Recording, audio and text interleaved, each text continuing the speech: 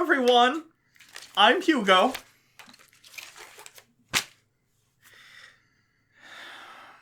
Jake. Was that you trying to turn my head? Yeah. Oh. Okay. So today, we're looking at, unfortunately, a very, how do I put this? Yikesy. Yikesy is the way to put this. It's the also... yikesiest movie we've seen in some time. Also the most incompetent. Probably the most incompetent, most yikesy movie that we've ever reviewed on this channel. And that includes the one where they kidnapped children and took them to Jesus camp. And that was a documentary. Yeah. And this movie is unfortunately relevant, even though it came out, I think, in 2011. Because this movie is about abortion. Abortion. And currently, there are several states who are clearly trying to push test cases up to the Supreme Court to try and overturn Roe v. Wade, which would be a travesty against the rights of women in this country. So let's look at the Life Zone. So this one we're going to do similar to how we did Conversation with God. Yeah. Because, oh my god, this is just, we just need to talk about it. Yeah, the trailer we did got demonetized, so hopefully this doesn't, but I guess we should probably structure this in sort of acts. So there's Sure. Act 1, Act 2, and Act 3. And Act 1 you've kind of seen in the trailer. If you didn't see our trailer review of it, you can go do it. We don't make any money, though, so you might as well stay here. It means nothing. Basically, we start with this very creepy sort of slow pan on Christian iconography in this very dimly lit, medical-ish room, and it doesn't seem to paint Christianity in a positive light.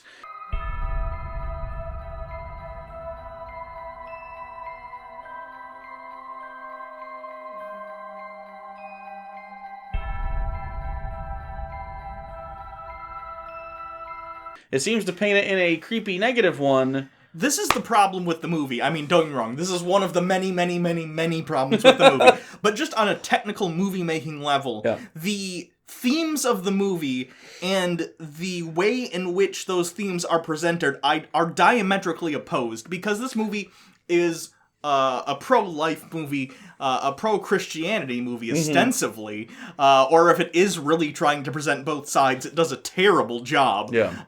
It's trying to present, seemingly, that abortion is bad, and those who have it are bad for having them. Sure. However, the good guys, air quotes in the movie, are constantly shown as if they are the villains of a Saw movie. Do you know how you got hurt? Do you know how you got here? No! Where am I? I don't know. You don't know? Like... Yeah, I mean, and that's not like worded lightly. Literally, there's two good guys, right? The first one you meet is Robert Loggia. He is Mr. Lation. Do not say a word. You not only have the right to remain silent, you will remain silent while I speak. Mr. Rev Elation. In fact, they never actually say that in the movie. They mean it, though. Okay, probably. And so he sits there and he drinks hard liquor and he tells women what to do with their bodies, you know, like a senator. Do not speak. And then there's a lady. She's a doctor. I forget her name already. Doesn't matter. And she's also a good guy. Turns out kidnapping, good guys. Good guys, they kidnap and they force women to have babies. You were all on the operating table, all ready to commit murder. And now, your babies will be given life, just as God planned. Like senators. Yeah. They literally have kidnapped these women. Yep. And denied them of their right to freedom in order to force them to grow these babies like gestation chambers. Pretty fucked up. Also kind of the plot of Mad Max Fury Road. A little bit, yeah. Yeah, a little bit. Which is a dope-ass movie, and I would rather watch 1,000,000 times. And give you a frame of reference on how, like, fucked up the villains of this movie are. The villains? I don't know. It's hard to say. They literally say things like, You violated my most precious of constitutional rights. What about the child's rights? God's rights? So, the movie is, made of straw? Yeah. And they kind of built them into woman-shaped figures and then press record on their shitty camera. Okay, if you're kidnapped, we said this in the trailer, if you're kidnapped and you're like, you're violating my constitutional rights, they're kidnapping you. They don't care. The odds are they don't care. Sure. Imagine being kidnapped and you're like, you violated my constitutional rights. And they go, I hadn't considered that, actually. Holy shit, I didn't. Liberty. No, life, liberty, the pursuit of happiness. I didn't know. Honestly, that's my bad. And then they let you go and you're free. That's the logic of this movie. This is, by the way, the worst written movie and the worst acted movie we've ever done. And I know I've said that before, but this isn't even close. The bar keeps receding. Like, honestly, the guy who does Salty buys in far more than anyone in this movie buys into their role, except for maybe Robert Loggia. But even then, he's like a caricature of a bad guy. I give Salty a lot of shit for a lot of reasons. Enthusiasm for the part is not one of them. Oh, that guy is all in. Like, you've seen Willy Ames hangover act harder for Bible Man than you have anyone in this movie. I said this when we were watching the movie, and I agree with it here. I'm curious what you guys think. Are these women on their last stop before porn or on their first stop after it? What does he mean, Miss Posey? It's Lara. Lara, Miss Posey, I don't care. If you remember your last whereabouts and that can help us, then tell us.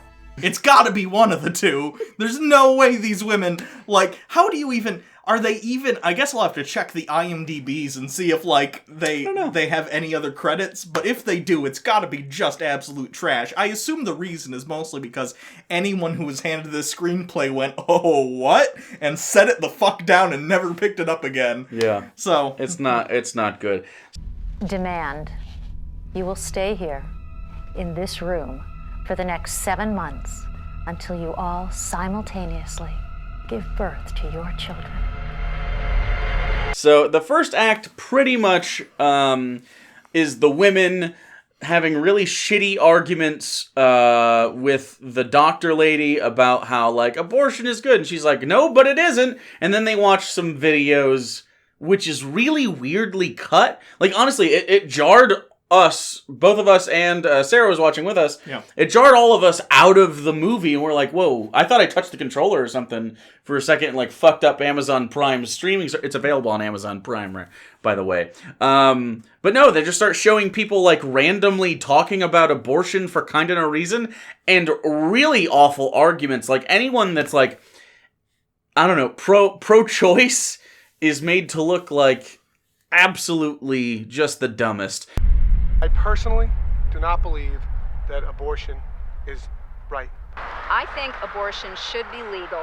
I think abortion is probably one of the worst things that's ever happened. I think abortion should be legal. I'm pro-choice. I kind of like the abortion thing. It reminds me of kind of how Ray Comfort cuts his film. Yeah. Only worse, because I'm pretty sure most of the people are actors, and if they're not, those people probably should do more homework before they vote. The weird thing is, a lot of the people in these were definitely actors, though. Some of them were definitely written, and even that was cut poorly. Ray Comfort doesn't have the benefit of being able to script the people he's talking to. Yeah. This guy did, and it was a man who wrote this, by the way, wrote and directed. Kenneth Del Vecchio? Did I get his first name right? I don't know. It's on the screen. Whatever the fuck that is. And you can tell it was written by a dude, too. It's so ridiculous. The straw man arguments just go on and on. For instance, one of the women says, like, you're just trying to like, shit on women's rights. And the doctor goes, I am a woman. Like, you can be both. Both of those things can be true. You could be a woman that votes against your own best interest. Yeah, that happens constantly. Or the best interests of women in general. Sure, yeah, for whatever of course. reason. But beyond that, I don't know. They seem to be comfortable, they seem to be taken care of, and so it's this really awkward sort of weird... They're like almost chummy with the kidnapped lady, and they have like bants, and they're constantly eating snacks together. Because pregnant women, let me tell you, boy are they hungry. Oh, Robert Loggia definitely makes a point in this movie too to say, you goddamn pregnant woman, all you do is fucking eat. Yeah. No. Pregnant women, always eating, never thinking. Well, I don't know, but they do have cheese nips and not Cheez-Its. I was very upset about that while we were watching that. That's borderline worse than the Honestly, kidnapping. yeah, don't do cheese nips. Especially the cheese nips, they have like the extra stuff on the outside. Get that fucking shit out of here. Oh, there's also, by the way, in the first act, this is a Chekhov's gun fuck-up that makes no sense. Okay. They do Suicide Squad neck implants, but instead of a bomb, it's an electric fence that knocks you out. Yeah. You have bandages there, where I have implanted small electronic devices. It was minor laser surgery, but nonetheless a necessary procedure to ensure that we meet that primary goal. Zap! The dog gets stung if it passes the fence.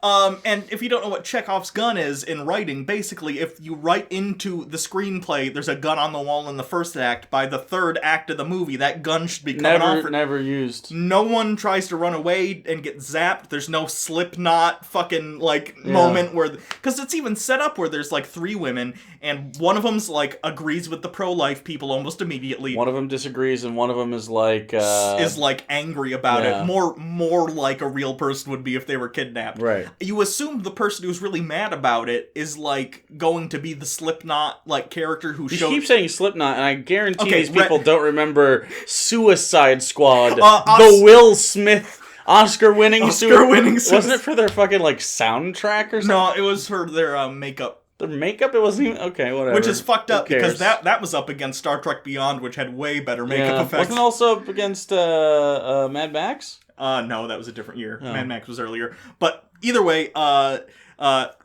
thought she was going to get red-shirted. That's a more applicable metaphor or comparison. Where she's the one that shows that there's stakes in the situation. She's the one that dies. You've seen this in every horror movie ever.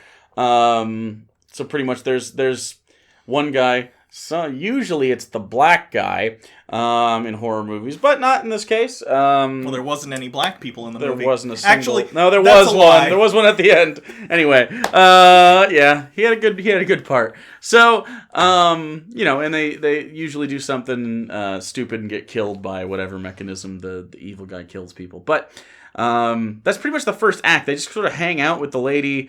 And they watch these videos, and it's very awkward. They also they introduce these nightmares that they have. Yeah. And the first one they have is very Willy Wonka tunnel scene. You know that scene from Willy Wonka and the Chocolate Factory where they go through the tunnel and there's the footage of chickens with their heads getting cut off? It's just weird stuff. It's Nazi imagery and... Right, but it's super... Again, this is one of those moments where we didn't know, did we fuck with the remote?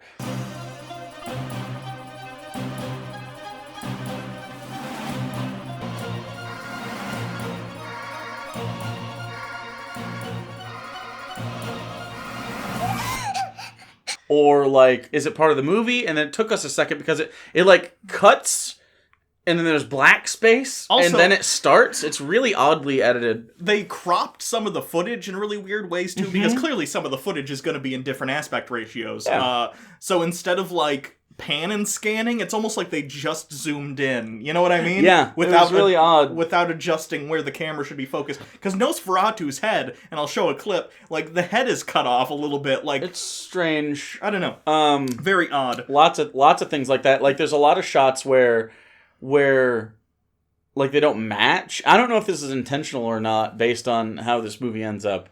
But there's one scene where she's eating the cheese nips, and then it goes to someone else, then it turns back. She doesn't have the bowl of cheese nips. I know. That might be a continuity error. That's just continuity error. Yeah, but they...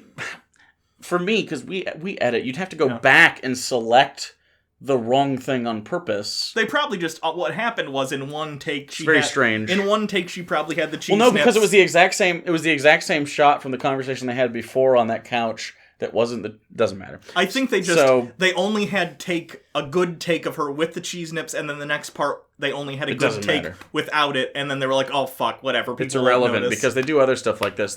She's walking towards a door she opens. Yeah. and she opens the door, and then they start a conversation, and then it runs backwards. It doesn't run, I mean, the film doesn't run backwards, but they cut back to before when she was walking back. The conversation continues while she's still walking towards the door again. It's very fucking weird. Weird editing and bad continuity between shots. And it's not, like, stylistic either. Like, it doesn't lend to the... It doesn't make the scene more interesting. It doesn't make, like, it jumbles the narrative. Sure. And maybe, well, when we talk about this, we'll talk about it at the end with the twist. Maybe you could argue it was intentional to give an otherworldly, weird atmosphere, but I don't think that's the case. It doesn't seem like it. You did plenty before that you don't need to fuck with how I logically see the film from A to B. I don't know. This was a fun line, too. One of the women goes to the other one, "Don't worry, they won't hurt us. They're Christians." They kidnapped you and are forcing you to have children you don't want. What? Yeah, they were 2 months pregnant, by the way, when they were kidnapped. They all have the same rough delivery dates. Yep. And they're going to be there for 7 months while they wait for the fetus to gestate. So the second act, I think, is where we're at now, because that's pretty much the bulk of the first. They kind of just set the premise. The second act gets really weird. So during the second act, we keep doing the videos, and at the very first video we see, which you could argue it's the end of the first or the beginning of the second, it doesn't really matter, is this guy in a baseball cap, for no reason, sitting across from a guy in like a weird tux. I'm pretty sure that's the director and writer as a self-insert. Yeah. I don't know this for a fact, but I'm pretty sure. Is it right? Post me?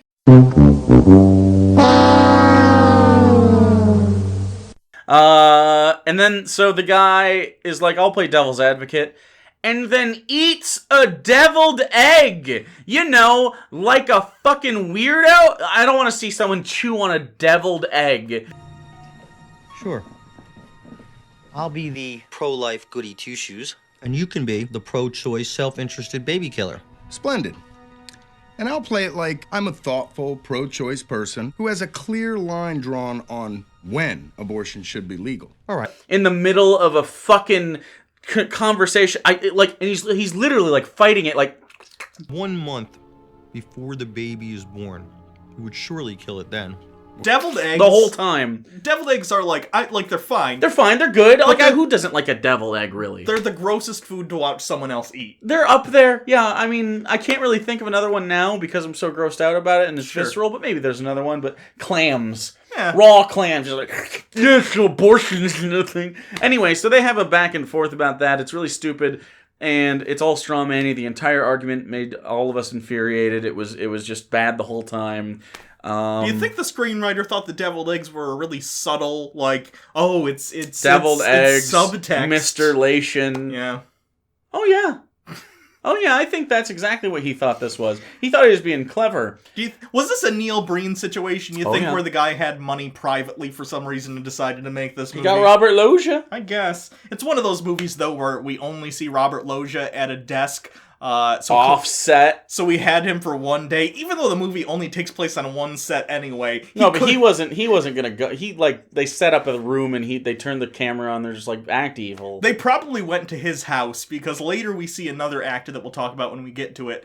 And I'm pretty sure they filmed that at his house as well. It was one of those things where they're like, we'll pay you $5,000. We'll show up at your house for half an hour. You'll film a couple scenes, whatever. And oddly, there's continuity errors there too because in Mr. Lation's room, there's a desk, and on the desk are items, and it keeps flipping back and forth. Mm-hmm. Again, I don't know if that's a fuck-up, or if, again... It's stylistic? If he was like, oh, it's like things keep changing between shots. I don't know it's artistic. I don't know. It's off-putting. It's foreshadowing.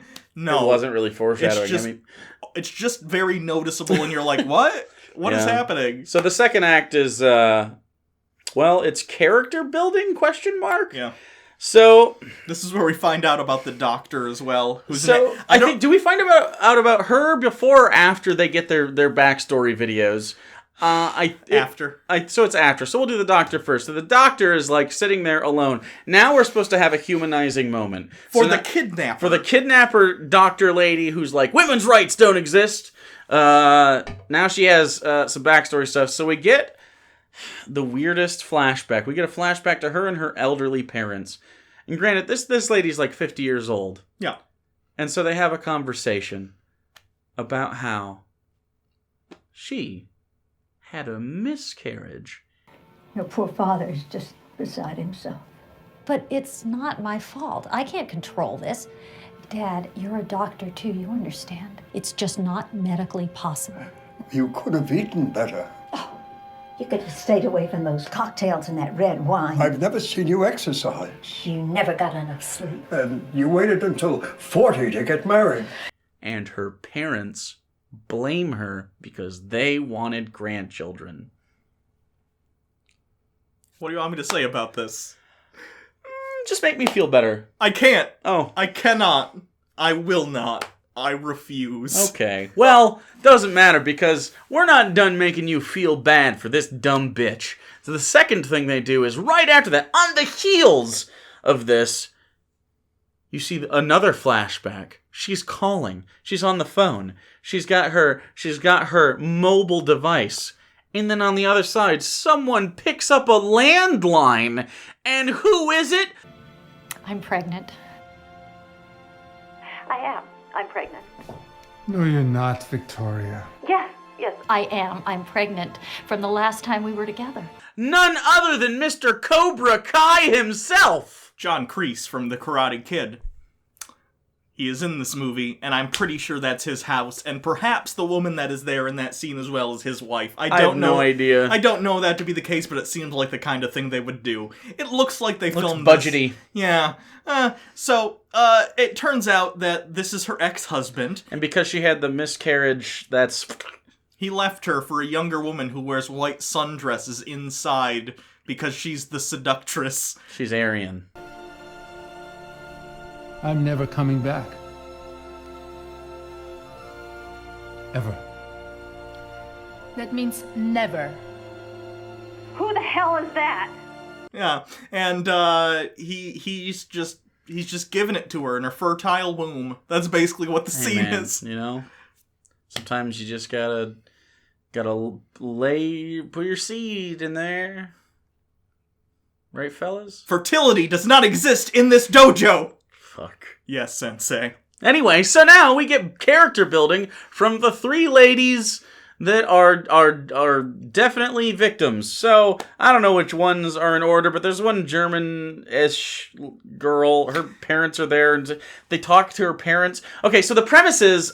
this is really weird. The premise is the kidnappers send out a film crew to one relative or family member or lover or something of these women. They give them a huge fucking lapel mic with an earpiece and then film them, and like the people are like, oh, so you kidnapped the person I love? Alright, I'll send them a loving message for 5 minutes. Hi, honey. Daddy. I just want to say that I'm so thankful for this opportunity to speak to you. Who's filming it?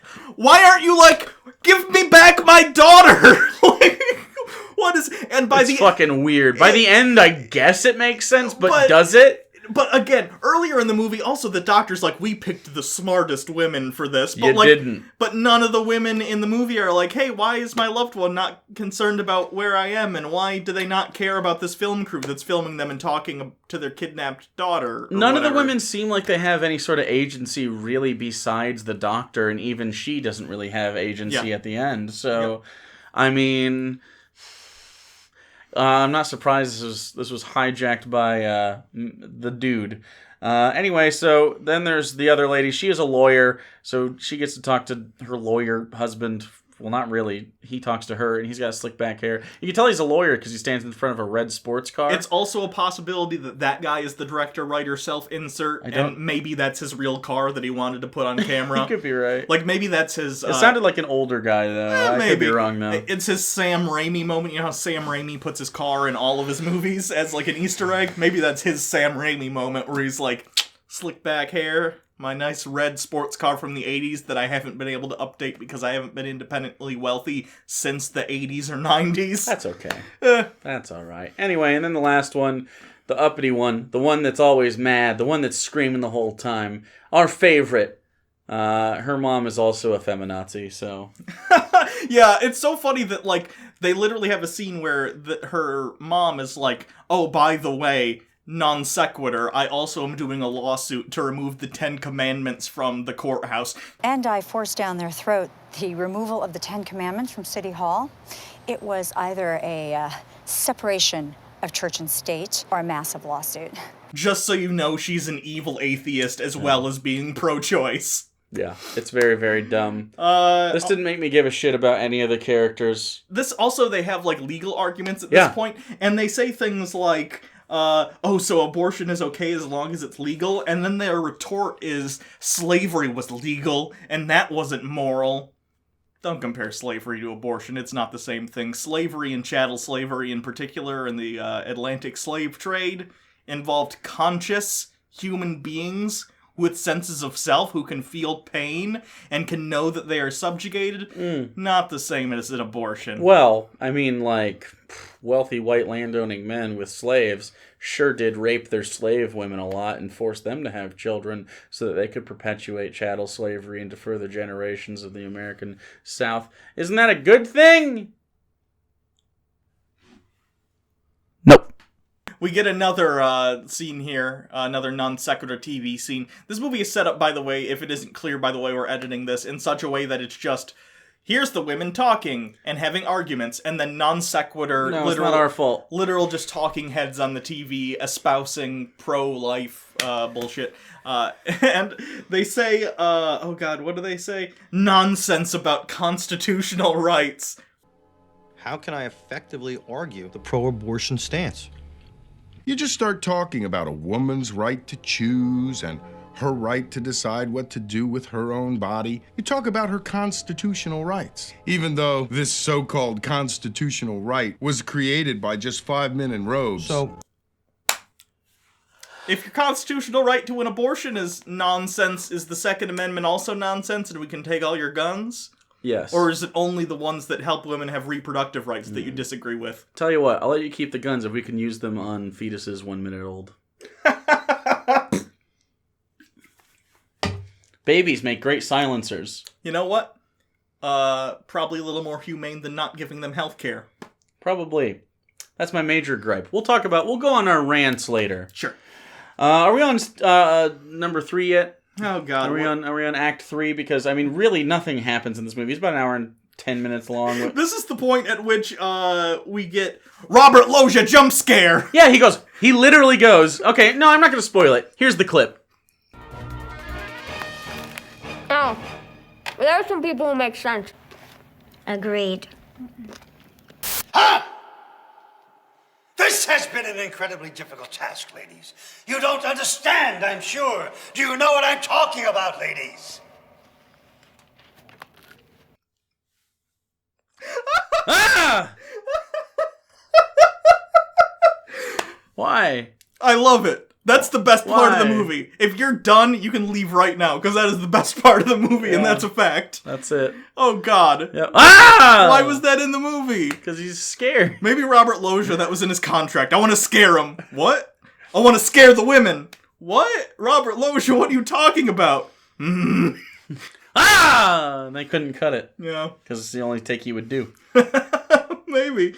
Oh god. So we get more videos. It's real bad. It gets yikesy. So, near the end of the film, things start getting a little screwy-looey. So they're sitting around, and they show this scene a little bit in the trailer where they're sitting around and there's like the beautiful snack tray, and we made jokes about how like they have like veggie trays and shit. Yeah. So they do, and then she's like, what if the pregnancy went wrong? Okay. There's 7 months in at this point, by the way. Yeah, they don't even... They hadn't thought about this before. No.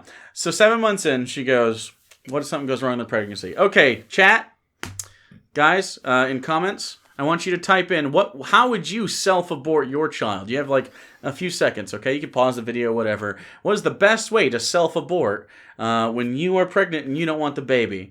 Where do you aim? Where would you aim? Where would you put all your focus for damage? Ooh, we'll whistle. Where would you put your focus for damage if you were trying to get rid of the fetus? The uterine area. The uterine area? I'm equally responsible.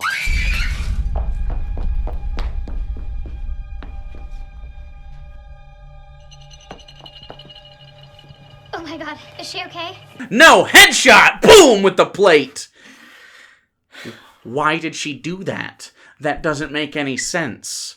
I think it doesn't make sense. Your suggestion of them doing impromptu sumo wrestling was the better choice. So that's I said if I was pregnant, which of course I'm not capable of, but if I was capable of pregnancy, I'm sumo wrestling. I'm running out that door that knocks you out with my hands behind my back, Naruto style, landing on my belly. Like I'm doing everything I possibly can to smash this baby to smithereens and tell them to fuck off. I don't have to do nothing. Yeah.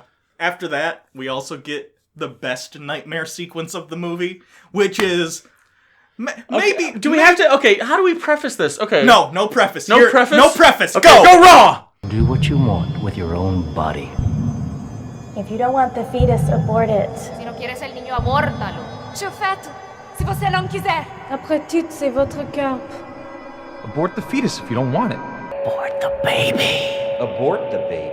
Abort your nene. Abort the baby! Abortez le bébé.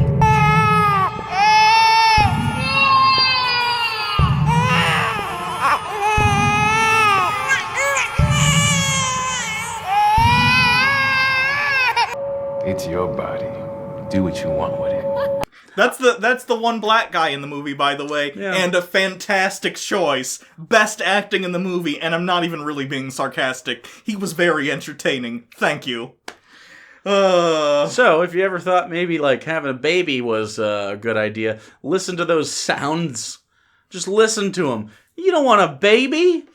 By the way, we forgot to mention in Act 2, and he's like, "Hey, look at I'm your dad." And I have Oscar, whatever the fuck that kid's name, Emilio. What was his name? Manuel. I don't remember. He picks up the kid. And he's like, "Haha," and the kid's like, Mario's right here. It's okay, honey. It's all right. It's okay. Look, there, you can see your sister. It's okay. It's okay. It's okay. Look. He's a good boy. And then the actor sets him down and says, he's a good boy. Clearly wanted nothing to do with that fucking child and regretted his existence. Yeah. No. Get him out. Get him out of here. Robert Loggia shows up to be disapproving of the woman trying to terminate a pregnancy. Robert Loggia via plate to shows up. Yeah. He turns on the TV screen. He's never in or seen with anybody. And he implies that if anything happens to them before the babies get born, they'll murder them, which is a very pro-life statement to make. Pro-life. If any of you ever hurt the baby, the consequences will be grave. The gravest. Pro-birth. Pro-birth. Anti, basically everything else involving life. Yeah. Let's see. It's ramping up, guys. It's ramping up. There's a lot of things that happen at the end of this movie. There's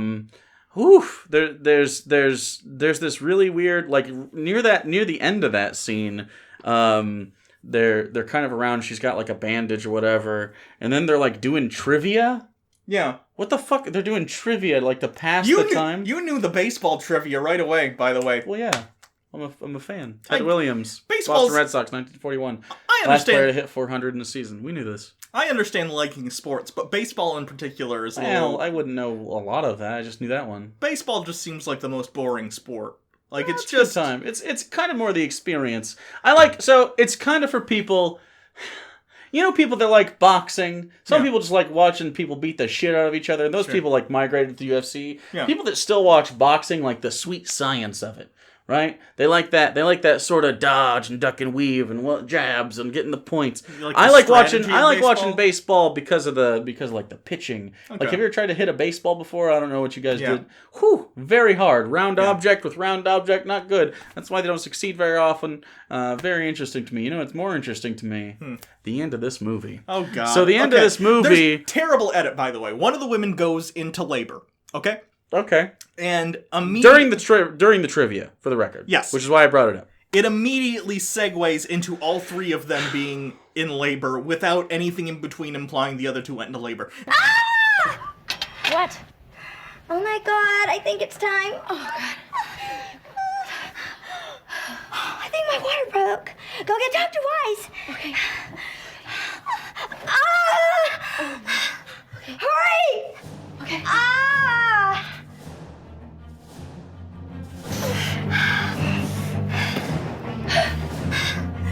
Now, at the end of the movie, it makes more sense, but again, I understand perhaps... Well, they're all going to have the baby at the same time. Sure. So maybe the implication is that they induced labor, although really not really based on the ending of the movie. Sure, fuck it. But I get the idea that maybe they were trying to do this uneasy thing where it's like, oh, things are otherworldly, the editing is off. But no, it just comes off as terrible editing. Yep. So anyway, work. She has to Bobby Fischer, chess master, deliver 3 babies simultaneously like a boss, and starts doing so. And twist. Wait, not yet. No, this is twist number 1. Okay. The girl that didn't want any baby at all, she's got 2 of them. Yep. You have twins. Twins. Twinsies. Also, the music during the birth scene is very Requiem for a Dream. I stole Sarah's joke. Sorry, Sarah. That's okay, but there was no double-sided dildo, and there was no Jennifer Connelly. There was, like, I think between the 3 of them, they maybe get one of Jennifer's eyebrows. Sure. Okay. Yeah. Anyway, but you know what? I do respect that actress, right? Yeah. Her lines were, even though she had twins, she's like, I don't want to fucking see those babies. Take them away. Yeah. She still didn't want to see the babies. She didn't want to have anything to do with them. And so the lady was like, all right, I'm taking the babies away. And she took them away. And of course, there were no we don't actually see babies in the film, by the way. There's no babies. Was there crying even? I don't actually remember. I don't remember. I think there was just them. They were screaming a fucking lot. Do we not actually see live babies in the scene after where 2 of them are holding it? Or were they like No, they were holding like a swaddle thing. They were doing an American Sniper where they had the fake baby? It was worse than American Sniper. I think it was just a pillow on the inside. Okay. But, yeah, so... Well, no one wanted their babies to be in this movie after they read the screenplay. Shocked. What a shock. Anyway, so... Twist number 2. Let me do this one. Oh, twist number 2. Here we go. The doctor comes back. and Stacy, the one who has been the most against this the whole time. That was her fucking name. Yeah, Stacy with an I. She's like holding her stomach or her uterine area, and she's like, oh, I'm in so much pain. What's going on? So my initial thought here was she's ignoring her because Sure. she didn't want the kids. So Yeah. she's like, fuck you, suffer. Which, fucked up. But it's then worse. She comes up to her and she's like, this is impossible. She sets down a blood vial. This can't be. And then the 2 women that are there look and go, It can't be.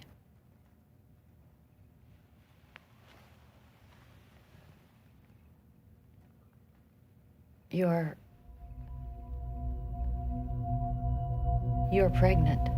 She's pregnant again a day after giving birth. And by the way, a pregnancy test would not be accurate a day after giving birth. I can't imagine it would be. I'd be very surprised. I could be wrong. It turns out she is indeed pregnant, because then she goes, how can this be? And then... Robert Loggia! That's impossible. It can't be. Oh, yes, it can be. When you're in hell. Says, because it's hell. You're in hell. This is hell. You died. She died. She died, and the doctor killed herself because she couldn't have kids. And so they're sharing hell together. And so every 9 months she has a kid or 2 or 3 or whatever, and the one lady has to pull it out. That's her hell, doing the job she was doing before. Yeah. Whatever. Okay. So you go to hell for eternity, doing the thing you didn't want to do. Yep. Because you either had an abortion or killed yourself. So the moral of the movie is objectively, despite the fact that it comes in saying, we're going to do both sides, it's telling you at the end, abortion is objectively wrong, and so is suicide. And don't get me wrong, don't commit suicide, but they're saying, like, it's worthy of punishment, not that it's a mental health issue. No. It's worthy of eternal punishment. Okay. Also, upside down crosses, because we're in hell. Get it? Yeah.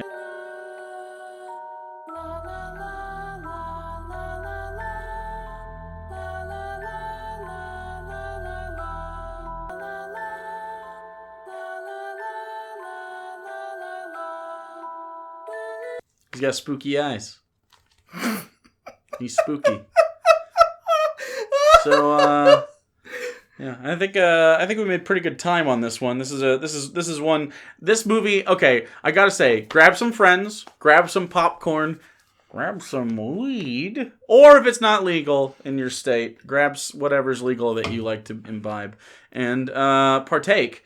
And watch this with your friends. It's suggest it is genuinely hilarious. It's not like one of those where it's like, don't even watch this. This is a definitely watch with friends while fucked up. This is like we ordered pizza. We literally ordered pizza. We didn't do anything, but this is like 25% of a Neil Breen film. That's where I'd put it. Yeah, it's got like a nice little sweet spot at times, like that weird scene at the end where they're all yelling. We were cracking up, so it was a good time. It also infuriates me based on what's going on in the current political culture. Yeah. Which brings us to the end. Let's talk about abortion, kids. Oh God, guys, abortion is a great thing, and here's why: babies suck, and you don't want to take care of them. Okay, you want to be able to fuck. And not have any bad experiences and not have kids. You should be able to do that. Furthermore, if you do want kids, have them. It's okay. It's pro-choice, not pro-fucking kill all the babies, okay? It doesn't matter. Here's the thing. My personal take is I don't want any restriction on abortion at all for the mother. And here's why. First of all, and I'm talking late-term abortion too. Fuck that. I don't care. Because we are at a point in human society when the quality of life is far more important than the quantity of life, and things can change. No one who carries a pregnancy 8+ months, right? 7+, 6+ months. You know you're pregnant at that point almost always, right? Sure, there's people who are like, I didn't know I was pregnant. They end up on TLC. They're making money. They're fine. You usually know, right? If you're carrying a child, have you ever talked to a pregnant woman before? Okay, don't do it with anything other than your best intentions because they're going through a lot of shit. There's a bowling ball sitting on their bladder. They gotta pee right this second. They're going through mood swings. They're always hungry. They crave weird shit, okay? They're going through a lot. It is terrible on the body, okay? You don't do that just like on a whim. It's intentional. You want to foster life into this world and have a child. Sometimes things change, though. Take, for instance, you find out your baby has some horrible defect that's going to really affect the rest of its life, right? Yeah. Okay, maybe we don't have that baby. Maybe you find out late that you have the recessive genes, you and your mate have recessive genes, or whoever you got the sperm from, have recessive genes for something like Harlequin's disease, something terrible, or ALS, or just something awful that is going to severely affect the child. You don't want a child born into suffering just to suffer, right? Yeah. That's okay. Consider this as well. Maybe you are a person and you are dependent on whoever makes the money in your household, be it heterosexual or otherwise, doesn't matter. You're pregnant for some reason, and your partner dies, loses their job, something goes horribly wrong. They turn out to be abusive. Maybe you got pregnant early on, and once you get married, they end up being like, and you don't want to bring a child in that situation. You should have the opportunity to bail out. I understand viscerally, you're like, that's killing a baby. But pro-life people, you don't give a shit after the thing comes out. If you did, you'd have a little bit of a leg to stand on. If you thought, man, once a baby comes out, not only do I want that baby to exist, because existence is apparently like a virtuous thing in general, which I disagree with. Existence is not in itself a good thing. A good existence is a good thing. Sure. You should be able to, if you're pro-life, you better be fucking adopting kids. You better be adopting kids. You better be for universal health care. You better be for paid maternity leave. You better be for paid paternity leave. I mean, you should be for all of these very progressive things that help mothers and families and young people who get pregnant. You should be for all these programs if you're pro-life. But you're fucking not. It's hypocritical. You're hypocritical. That's the end of my rant. That's the end of my rant.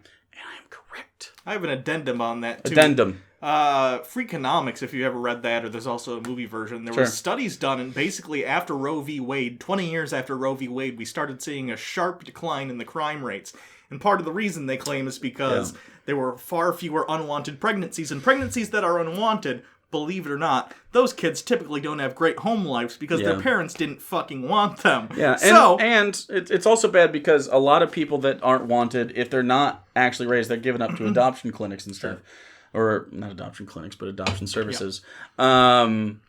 If they don't get adopted, they're kicked out at 18, and they typically end up homeless, and that's not good either. We don't want more homeless people. You don't want this. You just don't want lives that are bad for people. It's not like there's a bank of souls waiting desperately to be real. to be life. That's not how it works. And I know that's how some people look at it. You're like, you're denying God's... No, you're fucking not, The reality doesn't bear that out. The evidence just doesn't bear that out, and you need to be making policy decisions based on the evidence, not based on your beliefs. And yeah, you can have those beliefs personally. You can totally, like, if you get pregnant and you would, like, never terminate a pregnancy under any circumstances... Great! That's absolutely fine. I'm pro-choice. That's your choice. Yes. And I support you. And I do vote for things that would help you and your family keep that child healthy for as long as possible and succeed in life and have a high standard of life and quality living. That's the big difference. There's no fundamental like benefit to just existing. There is none.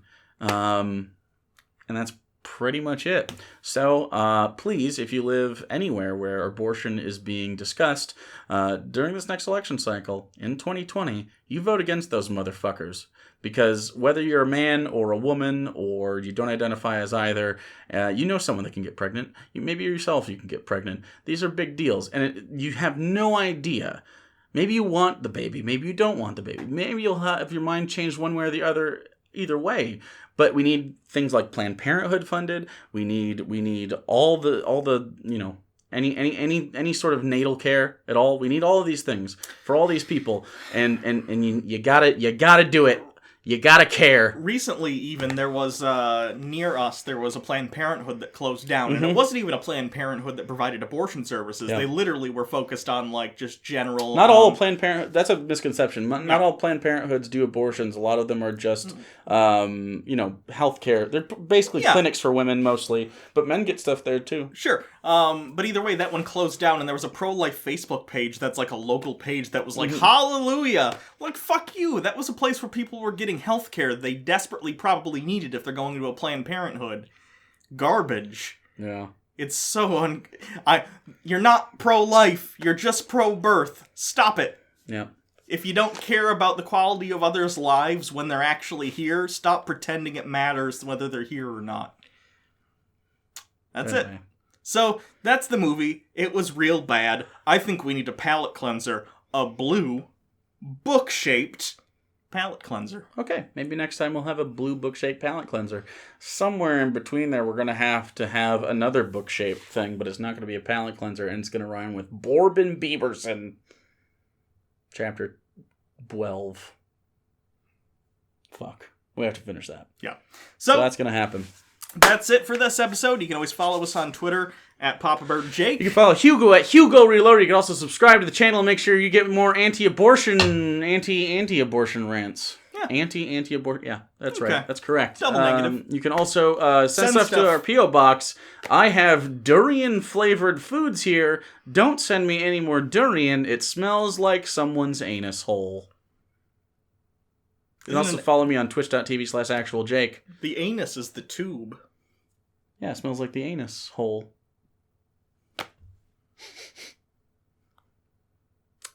Patreon. So, if you want to help support the show, it's in the description. Yep. Until next time, I'm Hugo. I'm Jake. This has been Hugo and Jake. See you guys later.